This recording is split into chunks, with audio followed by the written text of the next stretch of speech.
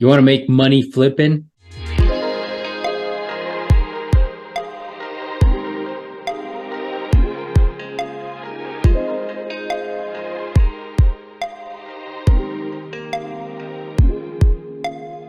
Welcome to our fireside chat where we'll teach you how to flip real estate one step at a time.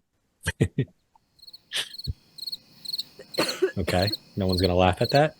Here's what I would do if I was flipping my first house. Step one, prepare financing, whether it's private money, hard money, conventional loan. If you're going to use your FHA, you're going to get a construction loan. Make sure that you consult a bank, you consult number of private money, institutional money, ask around and just try to look really close at what they're offering. It goes so much more than interest rate. You want to know the terms, you want to know how often you can draw, which just means how often you can take money from them to put into renovations. You want to know the ins and outs of the money that you're preparing. If you can raise money with family and give up equity, that's great. If you can raise it with friends, great. For the first one, maybe consult. I would consult a local expert, someone that's done it, because if it's a good deal, there's enough equity to split it with somebody. That's the best way. Yeah, I would be much more willing to give up 50% of my flip on the first one and not have to put a cent in and deal with someone I know, like, and trust. My next pick would probably be Go Hard Money Lender. We have one that works nationally and we can do 1% down and 1 point at closing, which just means we pay 1%. So we're really only in for 2%. What risk do we have if we use a hard money? Well, they could foreclose on you if you're not making your payments. So you still have to pay monthly on the money that you borrow. They give you only usually 25 grand at a time. So it can make the project go a little slower. And they want to send someone by to make sure that you actually did 25 grand worth of work. And then they reimburse you for the 25 you put in. So it's not no money up front. It's not only 2% up front. You still have to put that 25 grand in.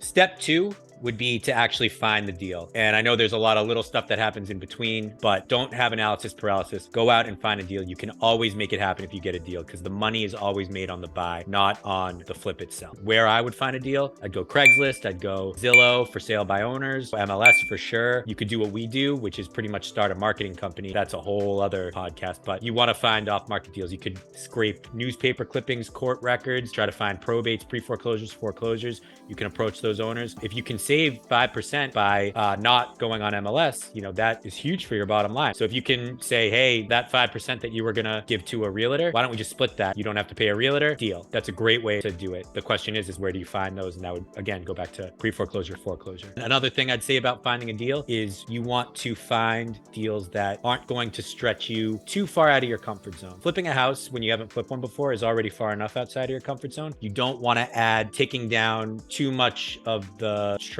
I wouldn't take down more than one or two walls, more than paint job, and maybe upgrade the kitchen and maybe upgrade a bathroom. Don't go crazy. For the first one, you just want to find a good deal, put in a little bit of money, and you want to get a pretty decent return on that money. Deals are everywhere. Alas, off market, on market. It's just being prepared. Right now, the hottest markets wherever you're at in 2023 this year is that starter home, first medium, lower priced home under 500,000. In our area, it's under 500,000. Your area might be 200,000-300,000, but first time home buyers, that's where you want to hit because you're going to get the most buyers in that category. You got government programs like FHA, VA loans that are going to qualify for those homes. Step three, running comps. So once you find a deal, you got to make sure that the comps line up. It's really important to build a relationship with a local broker or agent. You want MLS access. You want them to help you run comps. Keep in mind, this kind of goes into the getting your ducks in a row, right? This person that's helping you now is probably going to be the person that you used to list. But for right now, to run comps, you're going to need that relationship in place. So approach them, say, hey, when I make my first flip, you're going to be the listing agent. If you can help me run comps and find my deal. The important thing to stress when you're talking to an agent is I don't want you to be the one that's going to bring me to a billion open houses. I'm going to find the deal on myself. I just want you there to support me and help me run my number. They're going to go with that every time. Anytime you can provide value to an agent without asking too much up front, they'll absolutely help you with whatever you need. When you run comps, you want to make sure you're limiting it to everything sold within the past 3 months. Sometimes I push it to 6, especially in this market. Things are changing on a dime. Also, for square footage, you want to have your criteria be your square footage plus or minus 20% because everything's evaluated on a price per square foot basis. The best comps are the ones in your own neighborhood, same style. So if it's a Cape style house, you want to make sure you're looking for other Cape style houses. And your comps shouldn't be square footage that includes basement. 1,000 square foot house, 500 of it being in the basement is way different than a 1,000 square foot house that's a 2-floor that has an unfinished basement. Another thing to try to look at is, my basement finishable? Can I add square footage anywhere? Is there a patio that's not being used that I can box in real quick? Is there a deck? What can I do to add value? These are the things you want to look at when you're comparing apples to apples. You don't want to compare apples to oranges. Step 4, put in an offer. This is the exciting part, right? You're nervous, you're excited, you have a number you think works. Stick to your numbers. The formula that we always use is we want to be pretty much 75% of ARV, which means after repair value. So again, step 3, you've ran your comps, you have a number, right? Now take 75% of that number and minus your repairs. Right now, we're buying at 80% minus repairs, but for you, you're a newbie, you want to be at 75% minus repairs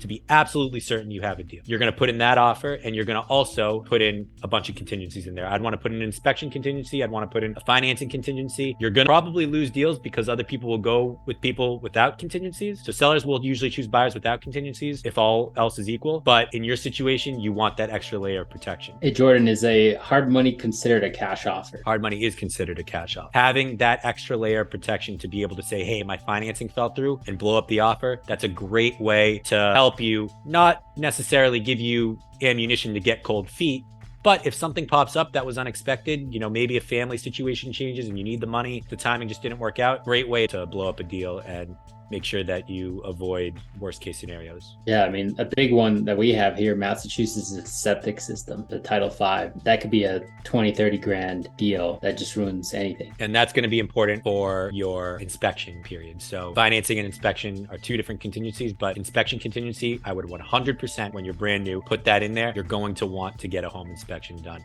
Which brings us to step 5. You want to get bids and you want to get a home inspection. So during that inspection period, you're going to bring in the contractors you built a relationship with. You're going to get a home inspection done. So these are 2 separate things, right? We'll call it 5A, 5B. 5A, let's get your contractors in there. Everyone you've talked to, whether you have a bathroom guy, a carpenter, a floor guy, get everyone in there and price out line item by line item by line item what needs to be done. So if your plan is, hey, I want to go and buy a 1,500 square foot home, refinish the floors and paint, bring your floor guy in there, bring your painter in there, and get a price for each, and make sure that it lines up with what you thought your budget was going to be when you ran your comps back in step 3. So now 5B, get your home inspection done. These people will be your best friend. If you end up blowing up the deal because of a Title V issue or something you didn't expect that the home inspector brought up, or maybe your contractor told you that was going to be way more than you thought, at the very least, you're going to get a $500 home inspection that's going to be worth its weight in gold when it comes to an education.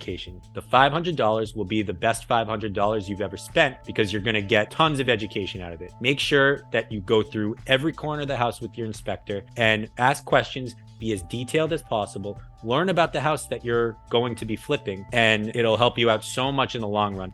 They'll tell you stuff you didn't even know existed. It's the best thing you can do. Until you start building an eye for things, like it took many years. I've been in real estate 15 years. I think you similar time frame. So you build an eye for it. You can see a circuit breaker and know, okay, that's a Pacific Union circuit breaker.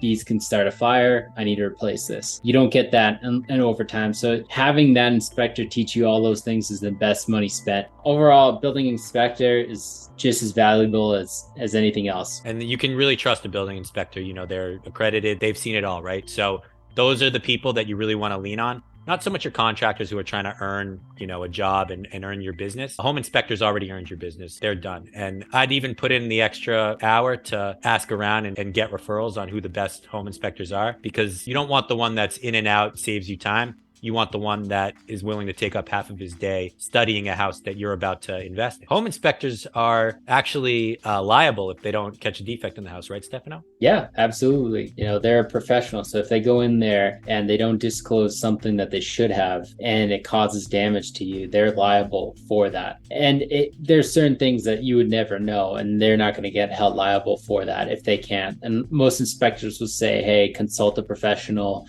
on the structure, consult an electrician on the electricity. So they're kind of washing themselves out of liability there. But at the same time, they're letting you know that, hey, there's a potential issue here. So after you get your home inspector, you're going to close. Once you get all your data in, once you make sure that your budget matches what the home inspector says, matches what the contractor says, you're going to say, okay, I want to go through with this. If you're in a attorney closing state or a title state, you need to know that, because in an attorney state, you're going to have to hire an attorney to close.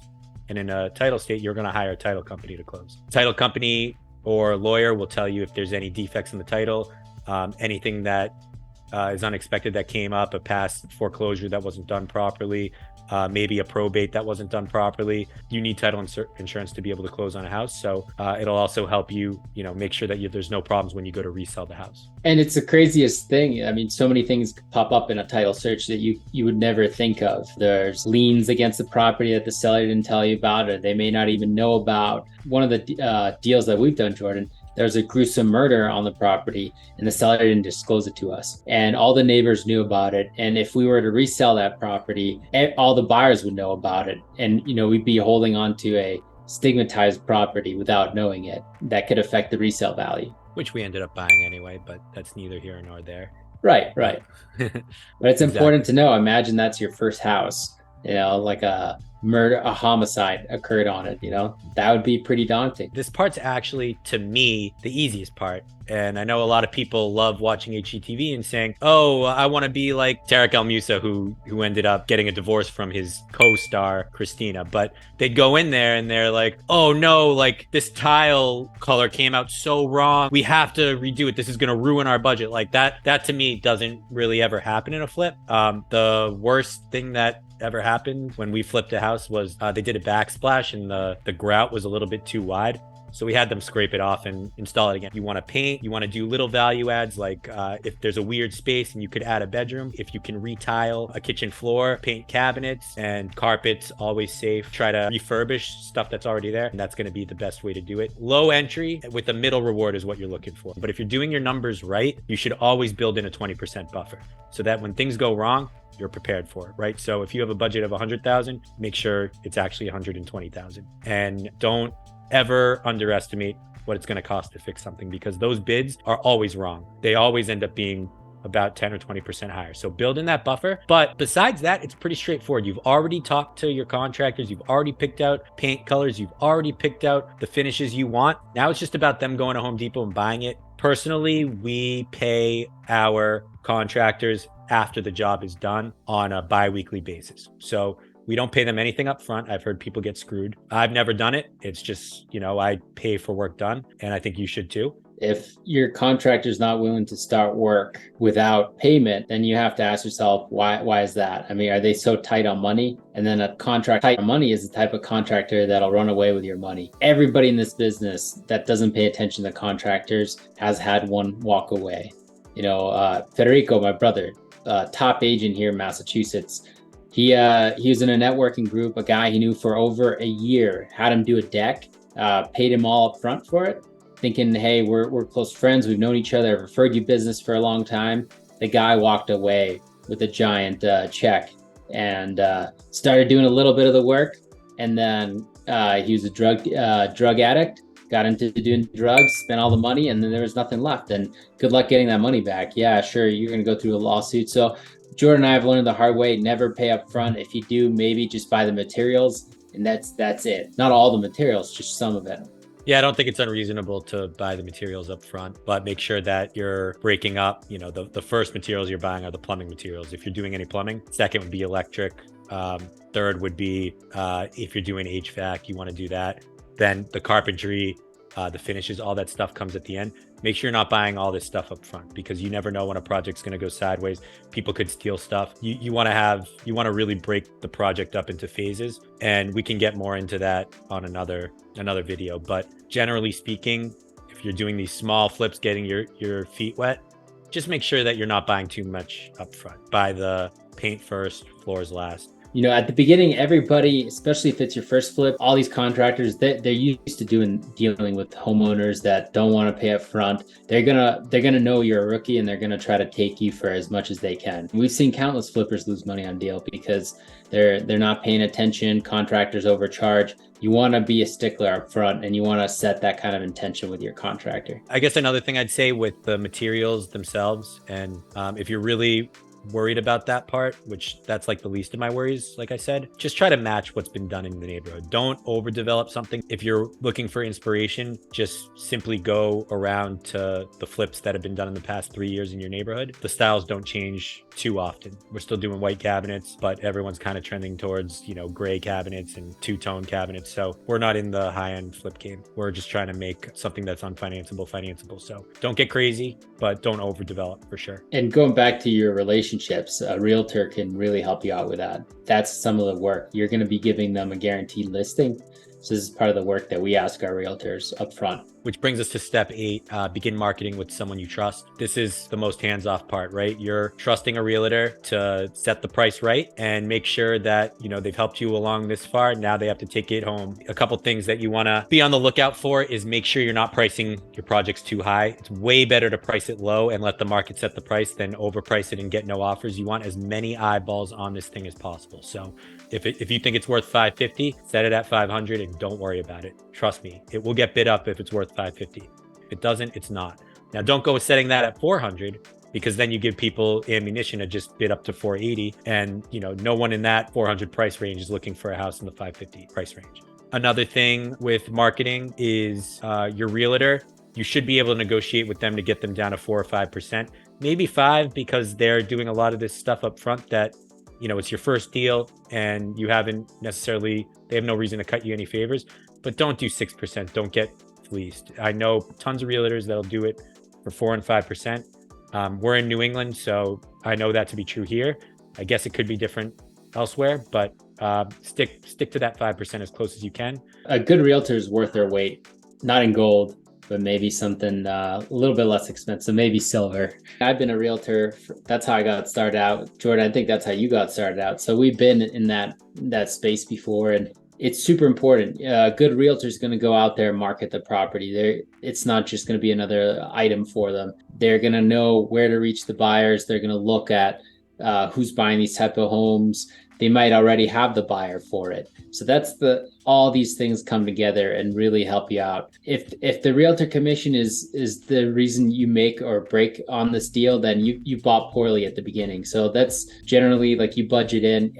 We budget 6% for a realtor. If we can get it for less, great.